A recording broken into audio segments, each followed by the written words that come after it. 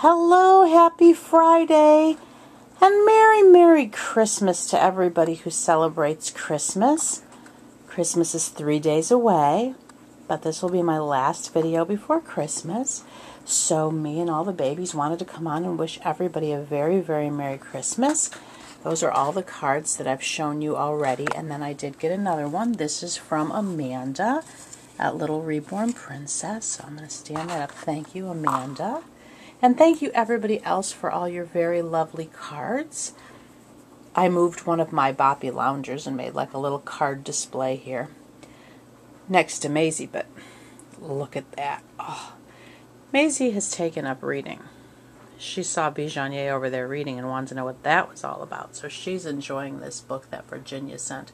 Bijanier is sharing with her, and looks like she's pointing at a teddy bear. But look at that. She's so cute from the back. She's cuter from the front, of course. But anyway, so before I go around and show everything, I wanted to take a couple moments and read for you one of my favorite Christmas stories, which I have read in the past. Maybe I'll make it an annual tradition, because I know I have so many videos up and I've been on for a few years, so not everybody goes back and watches everything. So if you've already heard this, you can fast forward. But in the event you have not, I'm going to be reading Mr. Willoughby's Christmas Tree, and it is written by Robert Barry. I, of course, love the birth story of Jesus Christ as my favorite Christmas story, but in terms of non-religious stories, this is one of my all-time favorites, and you'll see why as I read it. It's called Mr. Willoughby's Christmas Tree, and we will start at the beginning, because that's always a good place to start. So under the title on the first page, we have a gentleman chopping down a very tall Christmas tree, and it looks like he's shouting. Maybe he's shouting, "Timber!" And it's up on a hill. Okay, so here we go. And then the next page is just an illustration, and the gentleman who chopped down the tree is waving, because if you look down the hill, there is a truck that says Northern Tree Company, and there's a big tag on the tree that says Special Delivery. This book is from 1963, I think it says. Yes, 1963. It's for Papa. So we follow the tree, and here it goes to this big mansion. It says, Mr. Willoughby's Christmas tree came by special delivery. Full and fresh and glistening green, the biggest tree he'd ever seen. He dashed downstairs to open the door. This was the moment he'd waited for. A magnificent tree, splendid, he cried. Please, sir, won't you carry it right inside? I think it might look best this year, right in the parlor corner here. Uh-oh. Now look, this big tall tree is so tall, the top of it is tipping over at the ceiling. Myra has a very tall tree, but I don't think hers is tipping. Mr. Willoughby doesn't have high enough ceilings. Back in 1963, I don't think they had those high ceilings like we do now. Maybe, but not in his house. But once the tree stood in its place, Mr. Willoughby made a terrible face. The tree touched the ceiling, then bent like a bow. Oh, good heavens, he gasped. Something must go.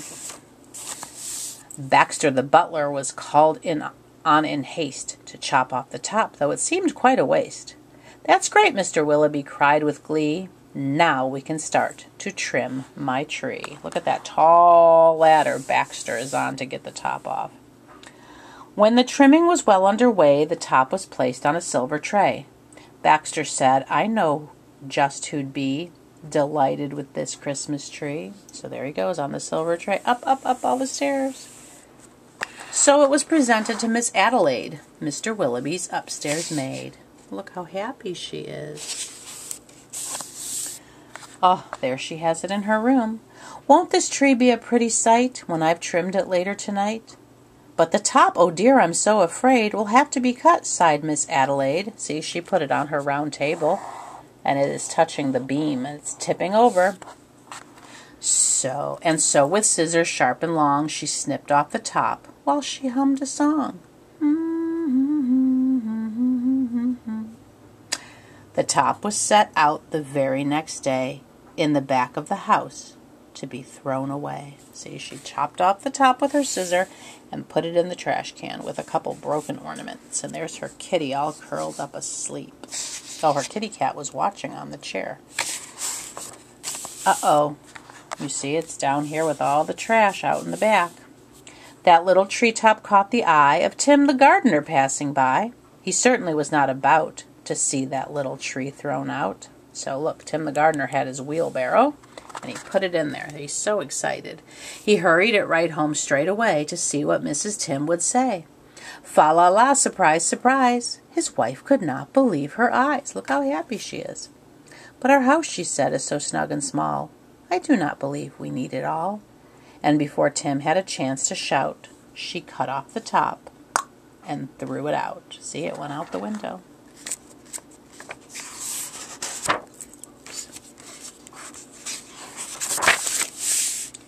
Barnaby Bear was padding by. It almost hit him in the eye. Now who would throw a tree away so very close to Christmas Day? So here he goes, through the forest with that treetop. I'll take it home, that's what I'll do. Look, Mama Bear, I have a present for you. See Mama Bear in the cave all happy? Uh-oh, look, he put it up on the mantle and it's tipping over. Isn't it a pretty tree? Yawned Mama Bear quite drowsily. Before we go to sleep this year, let's have a Christmas party, dear. But Little Bear, standing off far, cried out, the tree won't hold a star. Barnaby said, let's cut a hunk off the bottom, here at the trunk. But Mama Bear just shook her head and sliced the treetop off instead. Yeah, with that tipping over like that, there was no way to put a star on top. Little Bear was very wise. Here we look how happy they are now. Their star fit on top. Jolly by golly, Barnaby said with a kick. Mama, that surely is just the right trick. Let's trim it with bells and honey rings, some berries and tinsel, and popcorn on strings. Mama said, trim it just as you like. I've got to tidy up for the night. This top we won't need any more.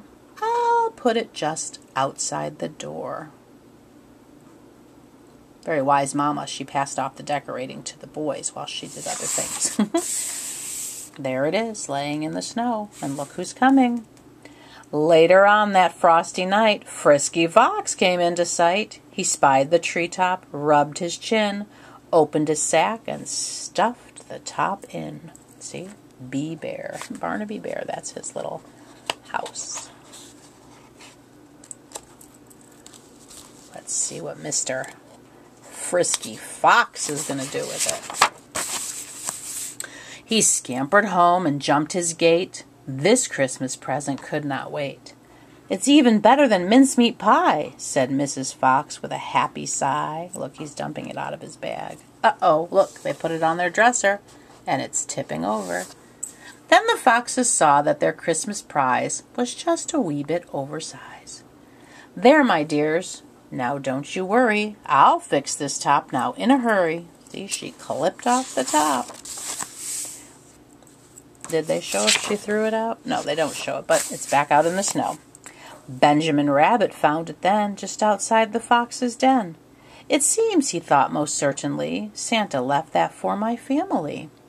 Look, he cried, see the tree I found. With that he called his family round. Then there was a merry-making, rollicking, frolicking, carrot-shaking celebration around the tree. All were happy as rabbits can be. Look at them all. Let's see, 1, 2, 3, 4, 5, 6, 7 baby rabbits, and Mama and Daddy. Benjamin Rabbit, with his own hands, sliced a carrot and made a stand. Isn't he clever? Now let's see how this will look in our little chimney nook.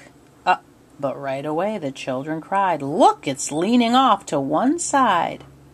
Let's see, 1, 2, 3, 4, 5, 6, 7 stockings, one for each of the children, and their little tree is too tall. It's too tall, that's all, said Mrs. Rabbit, and as though it were a summer carrot, she gave it a chop and threw away the top. There's the teeny top flinging out of the hole. Then Mistletoe Mouse just happened to see that tiny tip of a Christmas tree. He pulled it through the snow and ice, up some stairs. Oh, he fell down twice, bless him. At last he reached his cozy house. "It's just the right size," said Mrs. Mouse.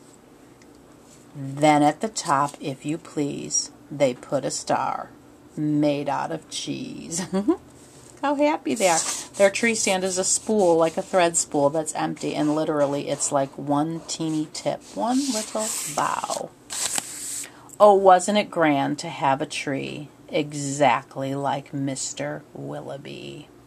So the mice live in Mr. Willoughby's house, and Mr. Willoughby is asleep on his wingback chair, and he's got some cake sitting on the arm. With a fork, he's nibbled some next to his tree, and then down between the chair and the tree we have the mouse hole, and we can see the mice dancing around their treetop. So the tree ended up back where it started. Talk about a full circle moment. I love that. I love that it's such a story about giving and generosity and sharing, and oh, I just love that. I've always loved this book. I've been reading it since I was a girl, and I love this book. I've actually gifted it many, many times to children. I love this story. You have to see this. I just love how she looks like that, all on her belly reading her book. She's very busy. So let's look at Mr. Atticus. I changed him into the outfit that Herlonda sent, and he's all snuggly buggly. Look how gorgeous he is. I did send her a photo because I knew it would be many days before I made another video.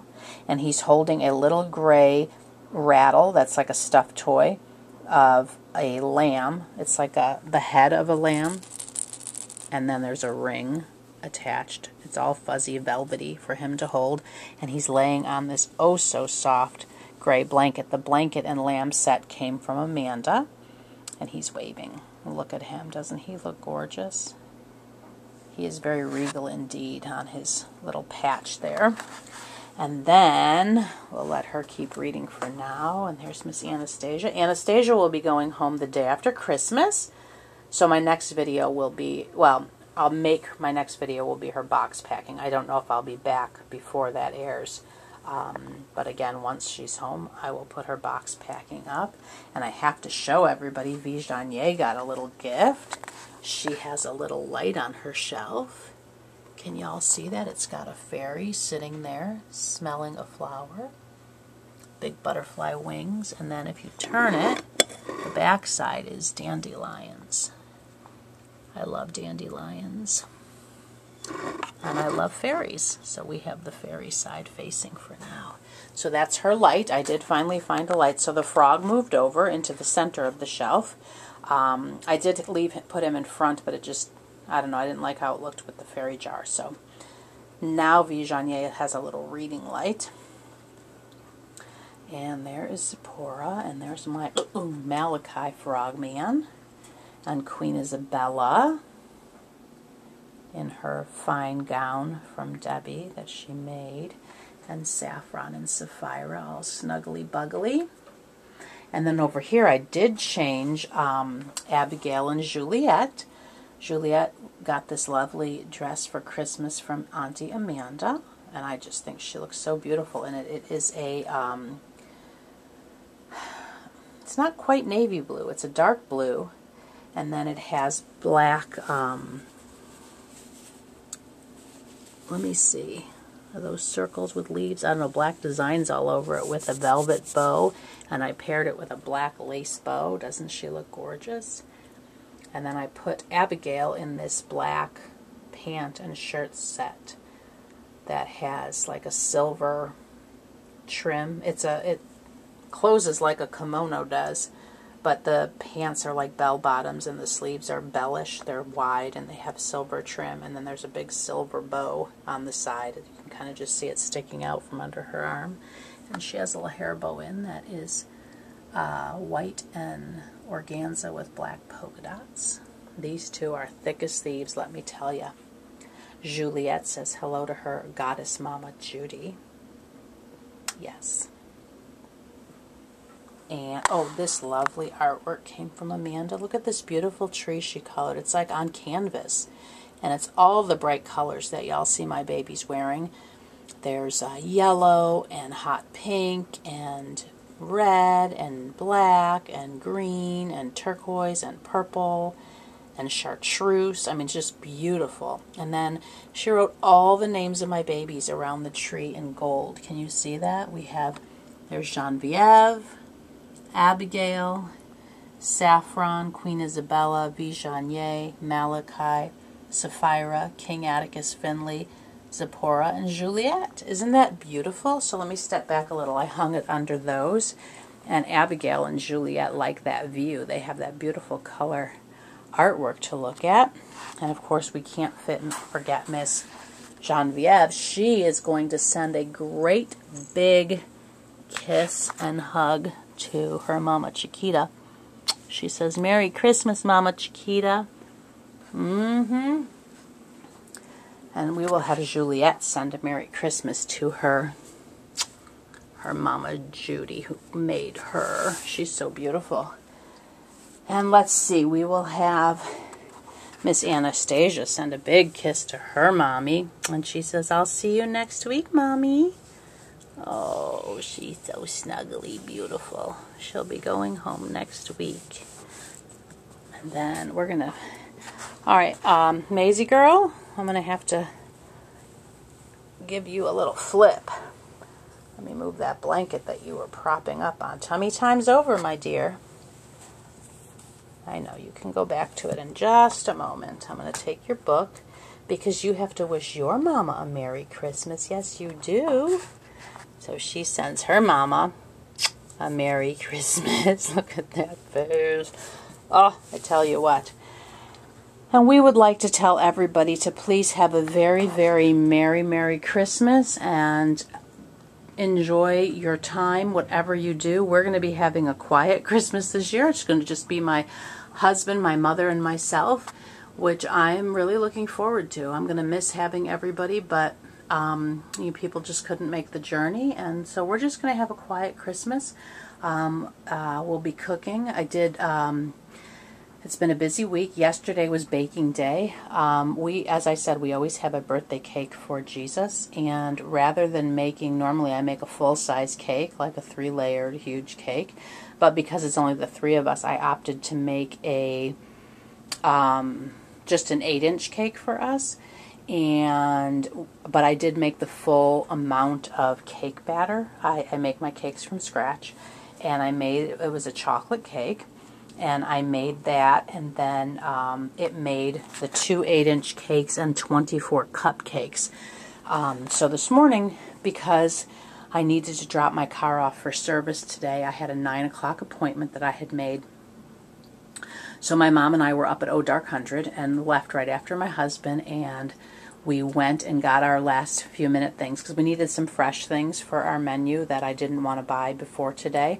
So we did that last minute shopping, and then I went to the post office. So I had these cupcake boxes. They each held 4.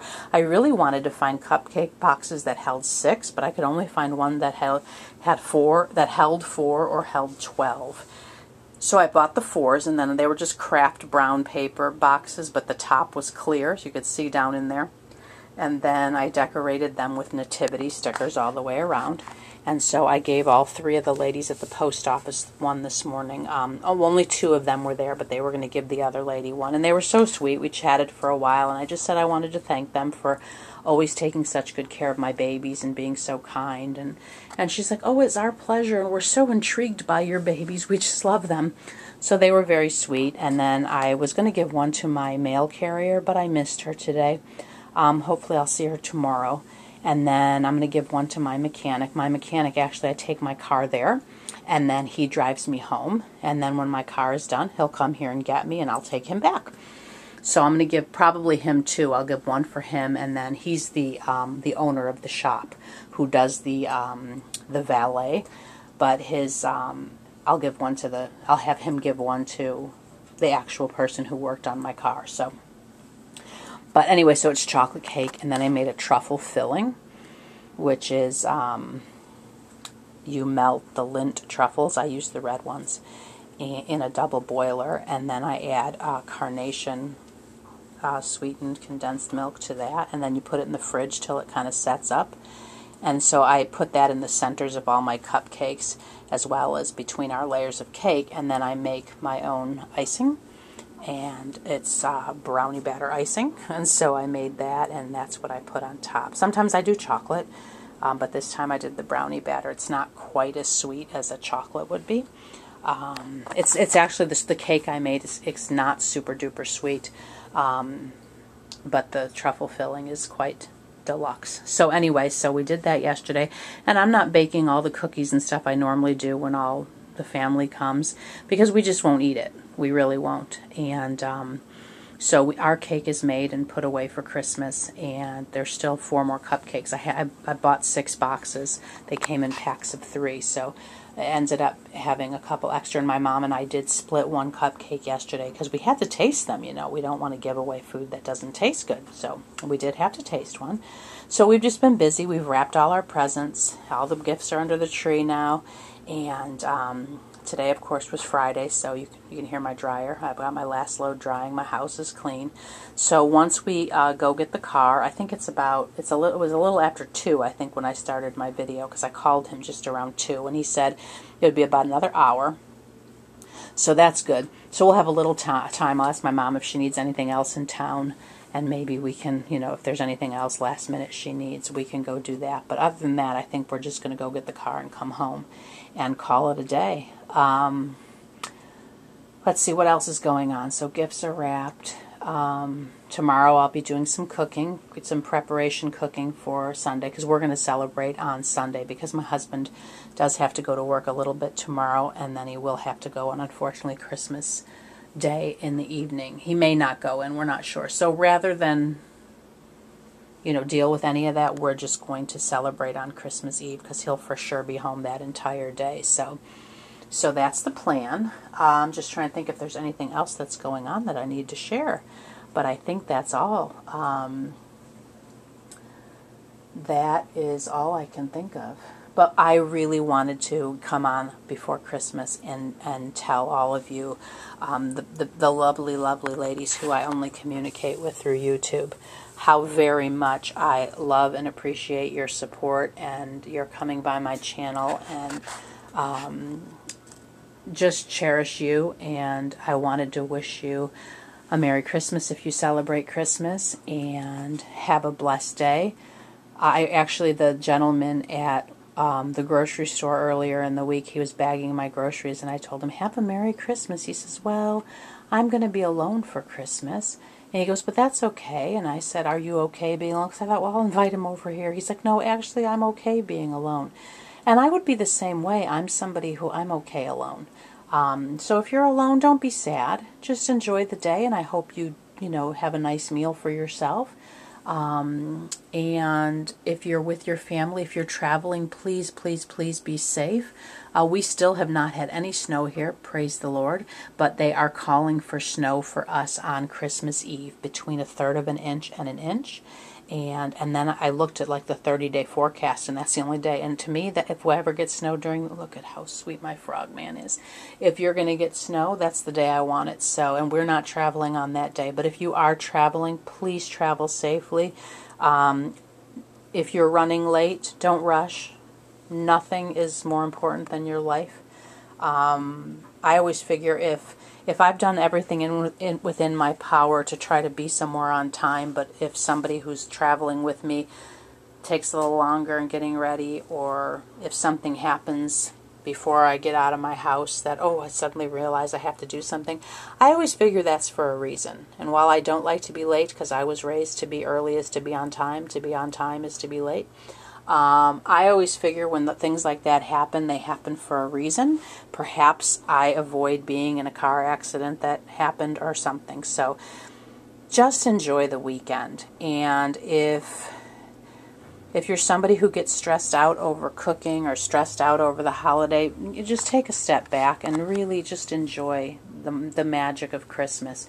If you are so blessed to have children spending Christmas with you, your own children or grandchildren or family that comes by with children, there is nothing more magical than Christmas through the eyes of a child.